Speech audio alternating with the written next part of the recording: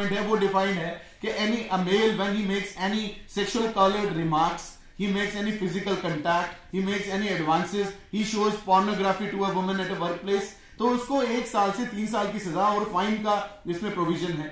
District legal services authority और हमारे जो सोशल वेलफेयर डिपार्टमेंट है, आज हम ये सब बैठ के यहाँ पे जो अवेयरनेस के लिए यहाँ पे बैठे, एक स्पेशल ड्राइव है जो honourable high court of J&K and Ladakh की तरफ से जो ड्राइव, स्पेशल ड्राइव चलाई जा रही है कि लोगों को अवेयर किया जाए डोमेस्टिक वायलेंस के बारे में या ईव टीजिंग के बारे में। लोगों को पता है दिस इविल कि even when a woman is harassed at a work place, तो वहां पे भी लेडी के पास में राइट्स हैं और ये पनिशेबल ऑफेंस है। जैसे मैम ने इन डिटेल बताया कि इंटरनल कमेटी, लोकल कमेटी और सेक्शन 14 में फॉल्स और फ्रीवियस कंप्लेंट अगर कोई लेडी करती है तो उसके अगेंस्ट भी एक्शन होगा। मैं ज्यादा टाइम नहीं लूंगा कि ऑलरेडी हमने बहुत इन डिटेल यहाँ पे बात की। हमारे से पहले सर जो स्पीकर्स नूरीन मैम, सुधा मैम, आजम साहब और मैडम नुसरत ने बात की।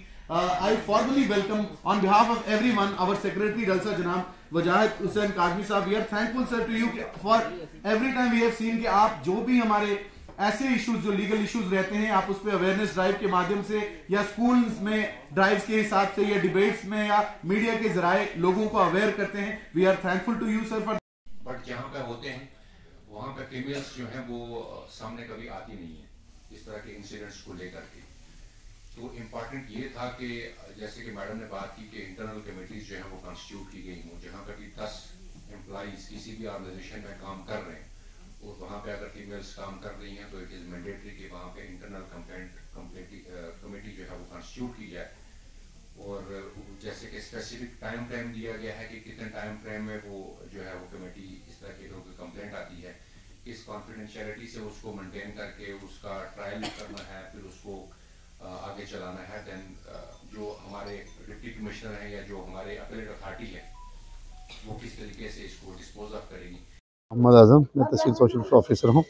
यहाँ पे जो आज प्रोग्राम रखा गया डिस्ट्रिक्ट लीगल सर्विस अथॉरिटी और सोशल डिपार्टमेंट की कोलैबोरेशन से, इसमें यही जो वर्क प्लेस पे वीमेन के साथ जो नाइंसाफ़ी होती है, सेक्सुअल हरासमेंट होती है, उसी सिलसिले में यहाँ जितनी भी हमारी मस्तूरात थी उनको बुलाया गया था वीमेन।